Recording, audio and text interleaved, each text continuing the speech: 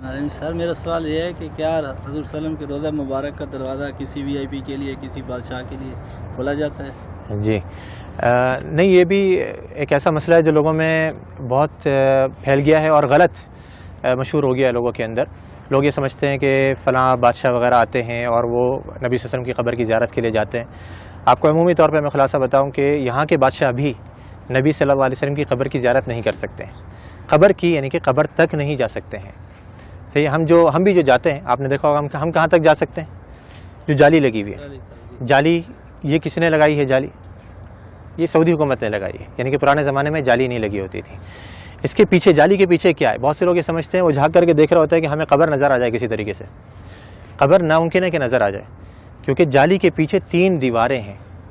ایک تو آپ جانتے ہیں کہ گھر کی دیوار تھی، آپ صلی اللہ علیہ وسلم کہاں پہ مدفون کیے گئے؟ گھر کے اندر مدفون کیے گئے تھے۔ حدیث آتی ہے نبی صلی اللہ علیہ وسلم کی کہ نبیوں کا انتقال جہاں پر ہو جاتا ہے وہیں پر ہی دفن کر دیا جاتا ہے۔ تو صحابہ کرام میں بہت بڑا اختلاف ہوا تھا جب آپ صلی اللہ علیہ وسلم کا انتقال ہوا کہ کہاں پہ دفن کرنا ہے۔ انصار نے کہا کہ انصار کے علاقے میں، مہاجروں نے کہا کہ ہمارے علاقوں میں، ہر کسی نے اچھی سے اچھی تجویز دینے کی کوشش کری اور چاہا کہ ہمارے علاقوں میں ہو۔ قریب تھا کہ تلواریں نکل جائیں۔ حضرت ابو بکر رضی اللہ عنہ آئے اور آ کر کے حدیث سنائی کہ میں نے نبی صلی اللہ علیہ وسلم سے سنا ہے کہ نبی کا انتقال جہاں ہو جائے وہیں دفن کر دینا چاہیے۔ تو صحابہ کرام یہ تھے کہ جو ابھی جنگ چھڑنے والی تھی فوراً تلواریں اپنے بند کر دی گئیں، اور ساری ہمارے درمیان میں بھی یہی ہونا چاہیے کہ جب حدیث آ جائے تو ہمارے درمیان کسی بھی قسم کے اختلاف ہو وہ فوراً ختم ہو جائے۔ تو آپ صلی اللہ علیہ وسلم کو دفن کیا گیا کہاں پر؟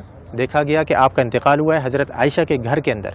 آپ صلی اللہ علیہ وسلم حضرت عائشہ کی گود میں سر رکھے ہوئے تھے، آپ بیماری کی حالت میں تھے، بہت زیادہ بخار کی تپش میں تھے، تو آپ صلی اللہ علیہ وسلم کو وہیں پر ہی مدفون کر دیا گیا جس جگہ پہ آپ کا انتقال ہوا۔ تو وہ جگہ کون سی تھی؟ گھر۔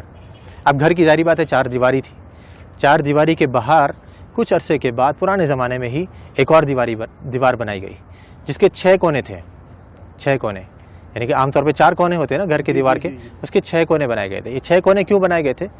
پیچھے کی طرف سے، قبلہ بھی اس طرف ہے، جنوب میں، مدینہ کا جنوب میں قبلہ ہے، گھر ادھر ہے، گھر کے پیچھے کا جو علاقہ ہے وہاں پہ تیکون بنایا گیا تھا۔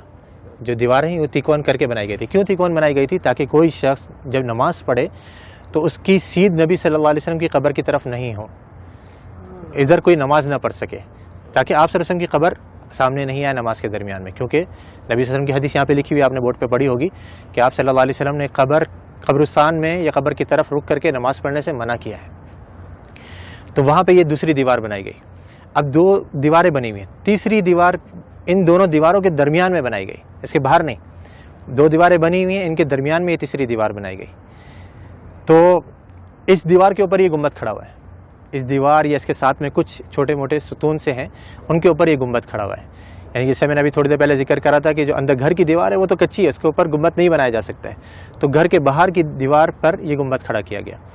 تو اب یہ 3 دیواریں ہیں، یہ 3 دیواروں کے اندر جو پہلی دیوار تھی، سب سے گھر کی جو دیوار تھی، اس کے اندر پہلے زمانے میں ایک کھڑکی تھی، ایک دروازہ تھا، اور اوپر ایک روشن دان تھا۔ روشن دان وہاں سے ہوا ہے۔ کھڑکی اور دروازہ جو پرانے زمانے میں بند کر دیا گیا تھا، رہ گیا تھا روشن دان۔ وہ بھی کچھ عرصے کے بعد اس ڈر سے کہیں کوئی پرندہ اندر گر کر کے مر نہ جائے اور اس کی بسان بدبو وغیرہ اندر پھیلے، وہ بھی بند کر دیا گیا بالکل۔ تو اب کوئی اندر جانے کی جگہ باقی رہی؟ نہ دروازہ ہے، نہ روشن دان ہے، نہ کھڑکی ہے، تو بادشاہ بھی نہیں جا سکتے۔ ہاں اگر کوئی جن کو اللہ نے صلاحیت دی ہو کہ وہ دیوار پار کر کے اندر چلے جائے تو ممکن ہے، لیکن انسان نہیں جا سکتے۔ تو اب وہ جو لوگوں کو غلط فہمی ہوتی ہے وہ یوں ہوتی ہے، لوگ یہ سمجھتے ہیں کہ دیکھو ہمارے سامنے دروازہ کھولا گیا اور وہ بادشاہ صاحب یا فلاں وزیر اعظم جو اندر جا رہے ہیں، وہ جالی کا دروازہ کھولا گیا، وہ دیواروں کا دروازہ نہیں، وہ دیواروں کا دروازہ تو پیک ہے بالکل، اس کو یہاں کے بادشاہ بھی اندر نہیں جا سکتے۔ تو وہ جالی جو ابھی سعودی حکومت نے لگائی ہے وہ اس لیے لگائی ہے کہ پہلے زمانے میں لوگوں نے گھر کی دیوار سے برکت لینی شروع کر دی تھی، اس کو چوما چاٹی یا اسے مسا کرنا، اس کو چھونا، تو یہ غلط کام ہے۔ جیسے میں نے ابھی ذکر کرا کہ نبی صلی اللہ علیہ وسلم نے آثار کے تتبع سے منع کیا ہے، نبی صلی اللہ علیہ وسلم کے بتائی ہوئی شریعت کے مطابق ہم نے عمل کرنا ہے۔ آپ نے کیسے سلام کرنا ہے نبی صلی اللہ علیہ وسلم کے اوپر، آپ وہ سلام کریں گے آپ کو اجر ملے گا، ثواب ملے گا۔ آپ نے جو سلامتی کی دعا کرنی ہے حضرت ابوبکر صدیق کے لیے، عمر فاروق کے لیے، اس پر اجر ملے گا، سنت کے کاموں پر آپ کو اجر ملے گا۔ لیکن دیواروں کی چوما چاٹی کرنا، یا جیسے بہت سے لوگوں کو دیکھا جاتا ہے مسجد نبوی کے در و دیوار کو ابھی بھی وہ اپنے رومال اتار کر کے اس پہ پھیر رہے ہوتے ہیں کہ اس کے اندر برکت منتقل ہو جائے، یا کوئی احرام کا کپڑا لایا ہوا ہوتا ہے، یا کوئی ٹوپی اتار کر کے اس پہ پھیر رہا ہوتا ہے، یہ سب غلط کام ہے۔ تو یہ پرانے زمانے میں جب شروع ہوئے تو اس زمانے کے جو علماء کرام تھے، لوگ کہتے ہیں نا یہ وہابی، تم تو اس زمانے کی پیداوار ہو، ہمیں بیچارے ہم وہابی کہتے ہیں، ہم تو اپنے آپ کو وہابی نہیں کہتے۔ تو یہ جو وہابیوں کے عقیدے ہیں نا، جو ان کی نظر میں وہ پرانے زمانے سے چلے آ رہے ہیں، تو اس زمانے کے اندر یہ دوسری دیوار بنائی گئی، گھر کے باہر ایک اور دیوار بنائی گئی تاکہ لوگ گھر کی دیوار تک نہیں پہنچ سکیں۔ اب وہ کچھ عرصے تک نئی دیوار تھی، لوگوں کو معلوم رہا کہ بھائی یہ تو نئی دیوار ہے، کچھ نہیں کرنا یہاں پہ، لیکن آہستہ آہستہ پھر نئی نسلیں آتی رہیں، وہ سمجھے کہ یہ بھی گھر کی دیوار ہے، پھر علماء نے ایک اور دیوار بنوا دی۔ پھر آخر میں سعودی حکومت نے کہا کہ ہو سکتا ہے لوگوں کے ذہنوں میں یہ چیز رہے کہ دیواریں ہم بناتے رہیں گے تو سمجھیں گے گھر کی دیوار ہے، تو ہم جالی لگوا دیتے ہیں۔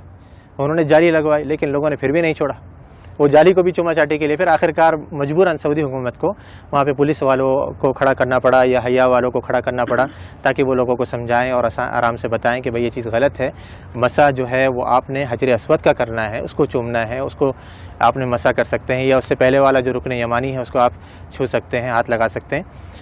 یہ گھر کی دیواروں کو یا نبی صلی اللہ علیہ وسلم کے روضے کو ہم نے ہاتھ نہیں لگانا ہے، بلکہ یہاں پر آ کر کے ہم نے آپ کے لیے ادب سے سلام پیش کرنا ہے، سلامتی کی دعا کرنی ہے، تو وہاں پہ کوئی نہیں جا سکتا۔ یہ حصہ عائشہ رضی اللہ تعالیٰ عنہ کا گھر ہے جو نبی صلی اللہ علیہ وسلم کے دور میں تھا، اور رائٹ سائڈ میں مسجد کا ایریا ہے۔ آپ تمام جانتے ہیں کہ نبی صلی اللہ علیہ وسلم عائشہ رضی اللہ تعالیٰ عنہ کے گھر میں ہی انتقال کر گئے، اور عائشہ رضی اللہ تعالیٰ عنہ کے گھر میں 3 قبریں ہیں، ایک محمد صلی اللہ علیہ وسلم، اور اس سے تھوڑا سا نیچے ابوبکر صدیق رضی اللہ تعالیٰ عنہ، اور دوسرے عمر رضی اللہ تعالیٰ عنہ۔ یہ 3 قبریں ہیں۔ پھر کچھ سال بعد یعنی 80 ہجری میں جو عائشہ رضی اللہ تعالیٰ عنہ کا چھت تھا وہ گر گیا، تو عمر بن عبدالعزیز نے وہاں کے اس جگہ پر انہوں نے کیا کیا، ایک 4 کونی ایک دیواریں بنائی جس کا کوئی دروازہ نہیں تھا، اور نیا چھت بنایا۔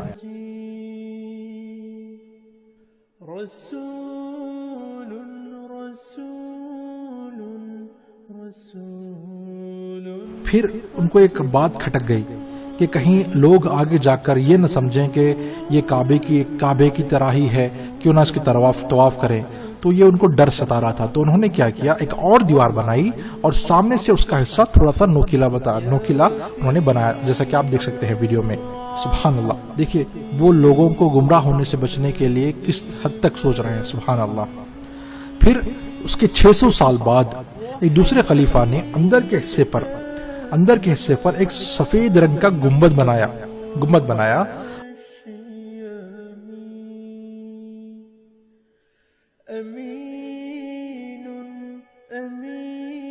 اور اطراف میں ایک اور دیوار بنائی جس کے اطراف میں ہرے رنگ کا کپڑا لگایا گیا ہے جس پر لا الہ الا اللہ محمد رسول اللہ لکھا ہوا ہے۔